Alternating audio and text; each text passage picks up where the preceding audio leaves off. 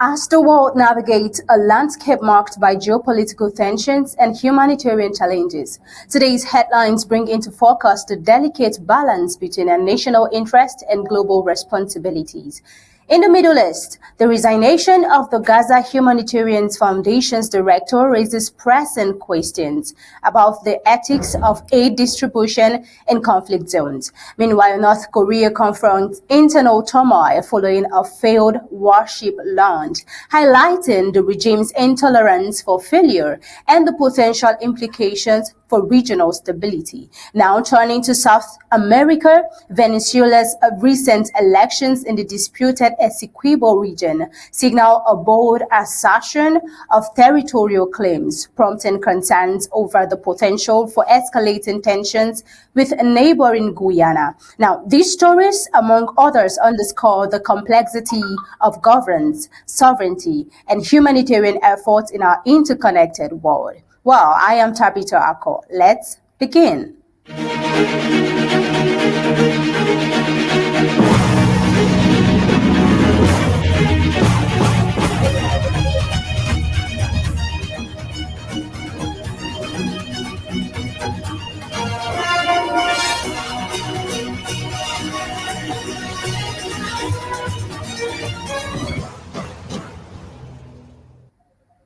Over to Ukraine in what has been described as the most intense aerial bombardment since the onset of Russia's war in Ukraine. At least 12 civilians were killed overnight, and multiple Ukrainian cities were plunged into fear and devastation.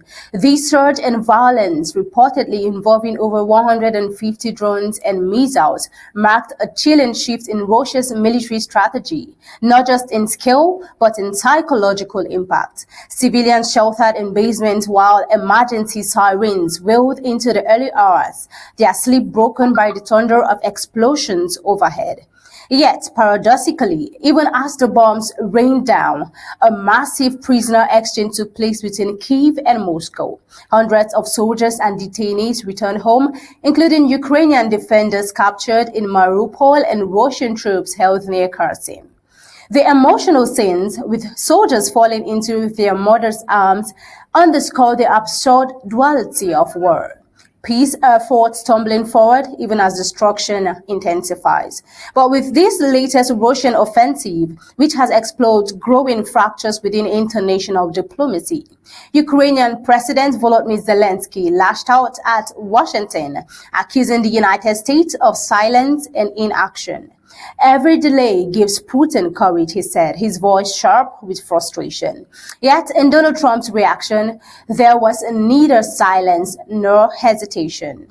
In a statement that echoed through the halls of international power, Trump said bluntly, "I don't know what the hell happened to Putin. I'm not happy with what he's doing." Now let's hear his statement. I'm not happy with what Putin's doing. He's killing a lot of people, and I don't know what the hell happened to Putin. We're in the middle of talking, and he's shooting rockets into Kiev and other cities.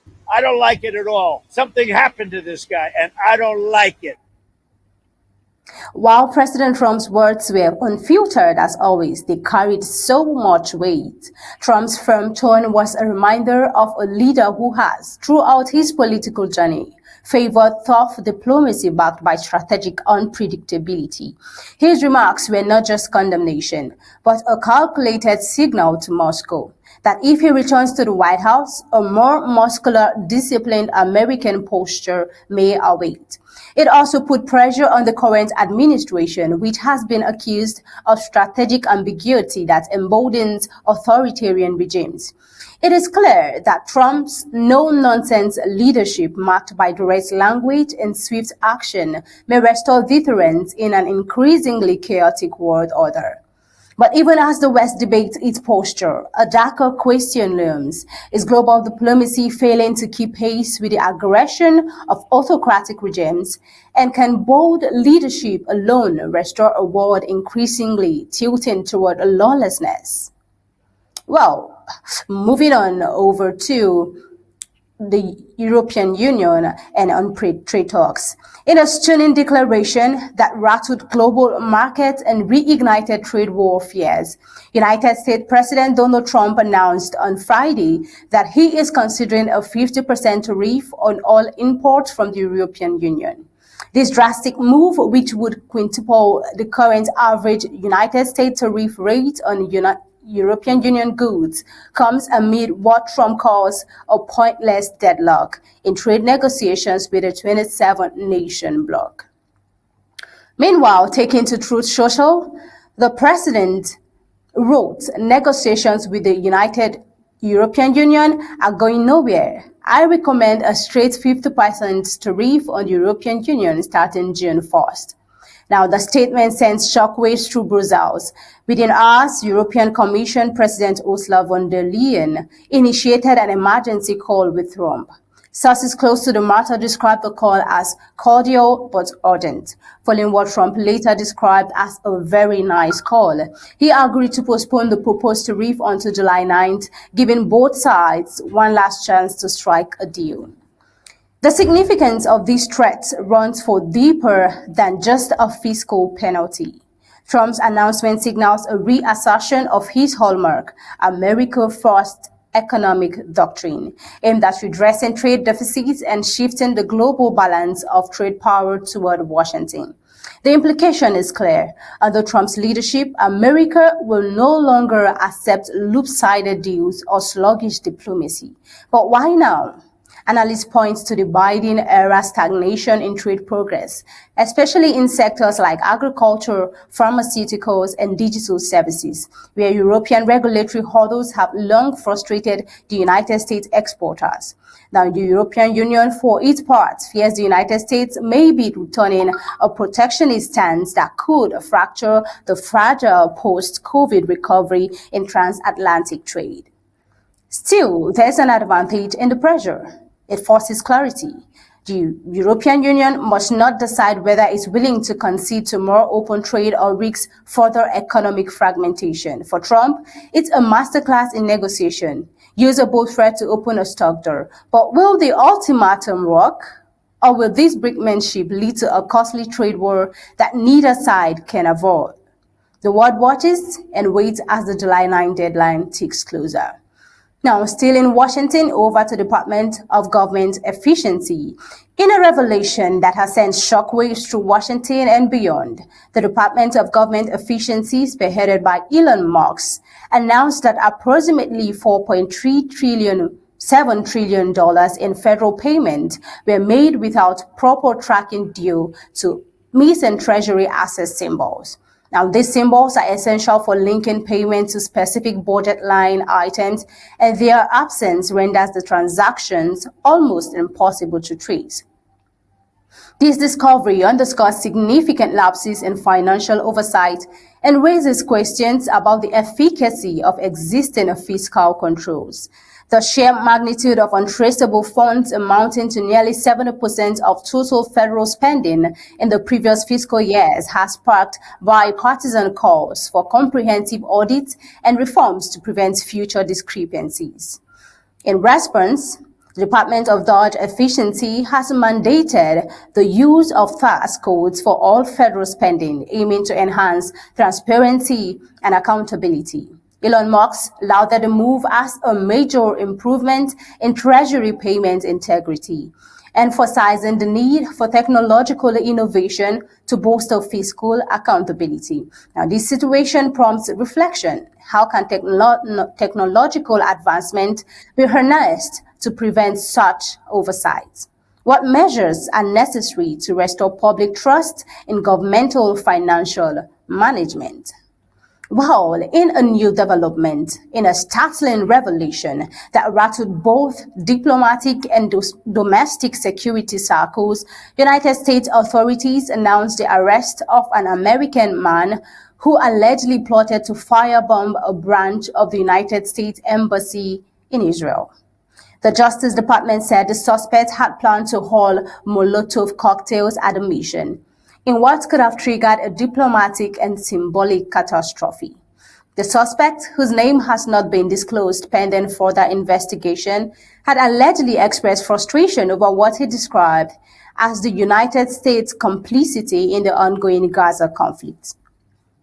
Prosecutors say he had begun stockpiling materials for incendiary devices influenced by extremist content found online. This plot was thwarted thanks to early interception by United States law enforcement and cooperation with Israeli intelligence, a rare show of seamless collaboration amidst tense geopolitical climate. While the suspect acted alone, the broader implication cast a shadow over growing domestic unrest linked to foreign policy decisions. That an American citizen would turn on his own government's representation abroad reveals the deep fissures emerging in United States public discourse around Israel and Palestine. Also, the Biden administration quickly condemned the act. But President Donald Trump, when questioned, called it a consequence of this administration's weak, unclear stance on Israel. Trump, a self-declared strong ally of Israel, underscored how decisive policies like his recognition of Jerusalem as Israel's capital left no ambiguity and helped prevent radical confusion. Beyond the political volley, this case prompts difficult questions. How far can individual disillusionment go before it becomes domestic extremism?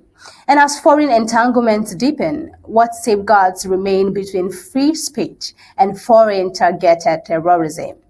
The arrest serves as both a success for counterterrorism and a warning shot at a reminder that foreign policy doesn't just echo abroad. It reverberates at home, sometimes violently. Now still, with the Israel and Hamas war in Gaza and humanitarian situations. In the latest unraveling of the humanitarian effort in Gaza, Jake Wood, director of the newly formed Gaza Humanitarian Foundation, has stepped down.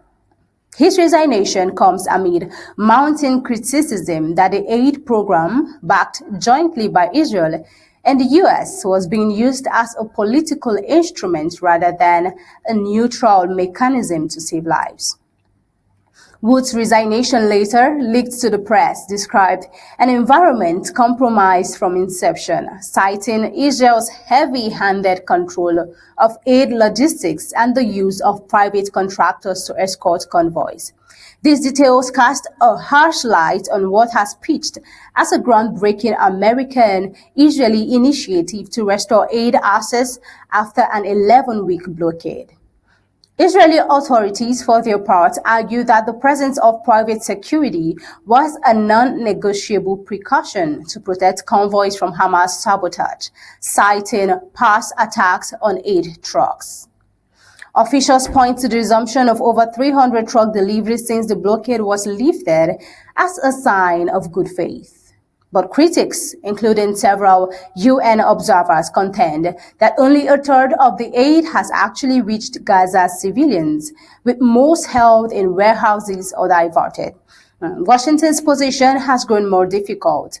The United States initially backed the GHF as a way to sideline Hamas from intercepting aid. But with Wood's resignation and increasing scrutiny, President Biden faces calls from humanitarian groups to reassess Americans' involvement. Some voices in Washington are now calling for the United States to facilitate independent third-party aid routes, even through maritime corridors. Also, President Trump, in contrast, praised the original design of the GHF initiative, calling it a smart filter, not a blockade. In a Truth Social post, he claimed that under my administration, we knew how to help without empowering terrorists. Now the lines are blurred, and civilians are caught in the middle. This latest humanitarian bottleneck is not just a bureaucratic crisis, it is a moral referendum. Can aid ever be truly neutral in a war zone where one side controls the border, the checkpoints, and the flow? And if it can't, what happens to the international laws built on the presumption that it must be?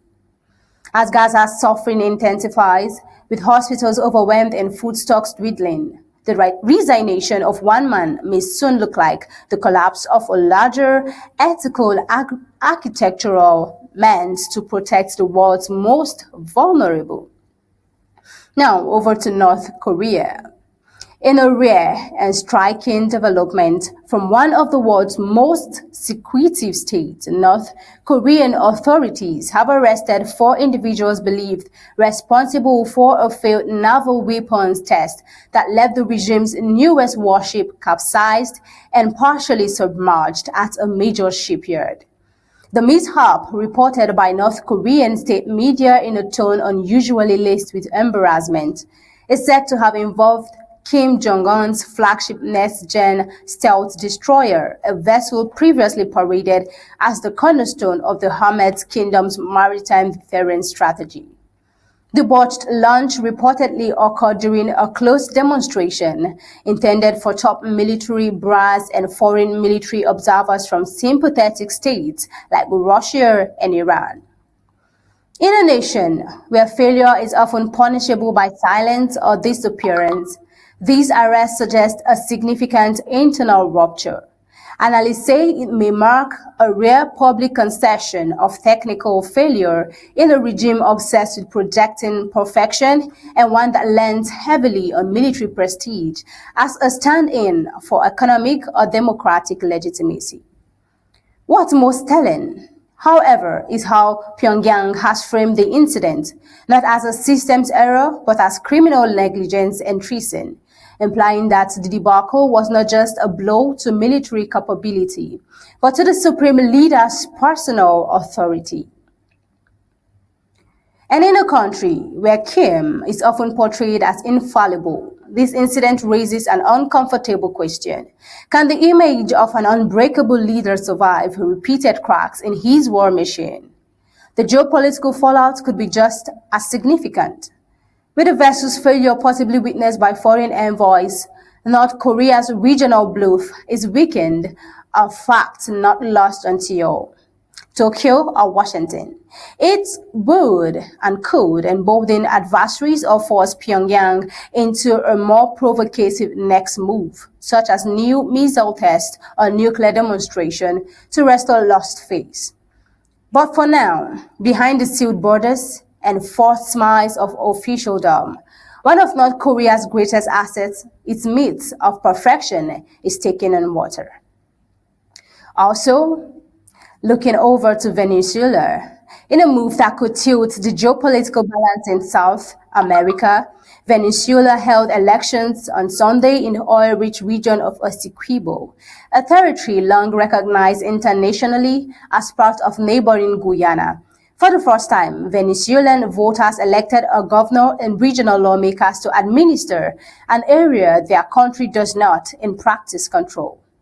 The elections held under the decree of President Nicolas Maduro have sparked alarm not only in Guyana but among regional blocs and global energy observers.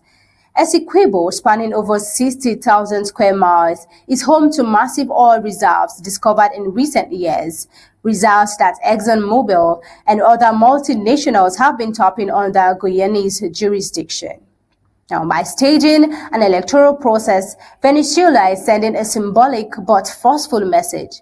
We consider this land ours, and we are now politically institutionalizing that claim. Maduro, whose domestic approval ratings have been dwindling under economic sanctions and hyperinflation, framed the vote as an act of national dignity and historical justice. Essequibo was stolen from us by British imperialists, he declared. This is our way of bringing it home. But critics argue the move is less about historical redress and more about consolidating power. Appealing to nationalist sentiments to distract from domestic crisis, international observers warn that this electoral move sets a dangerous precedent, using the ballot not to represent citizens but to extend territorial reach. Guyana's President Irfan Ali called the act an outrageous provocation and has already reached out to the United Nations and CARICOM for diplomatic support. The region now teeters on the edge of a new order, a new border conflict, not one sparked by armies, but by ballots and oil. There are deeper questions lingering behind the headlines. Can democratic processes be weaponized in service of geopolitical aggression? And if so, who arbitrates the line between sovereignty and imperial overreach in a world where borders are once again up for negotiation. What happens next in Essequibo will test not just Guyana and Venezuela, but the global community's appetite for defending established borders in an era when resource competition is starting to redraw the map, one contested election at a time. And that is it for the Flash News today. Before we go, we'll leave you to watch this inspiring speech by President Donald Trump to the United States Military Academy as they graduate at West Point commencement ceremony, saying that they are all winners. West Point class of 2025, you are winners, every single one of you. Thank you. Over the past 4 years, an extraordinary group of professors, teachers, coaches, leaders, and warriors have transformed this class of cadets into an exceptional group of scholars and soldiers. And so let's give the entire group, the entire West Point faculty, the staff, for their incredible love of you and outstanding devotion to the Corps. Let's give them a little hand.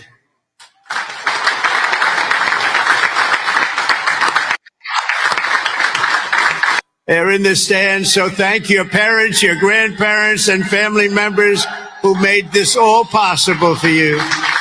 Thank you.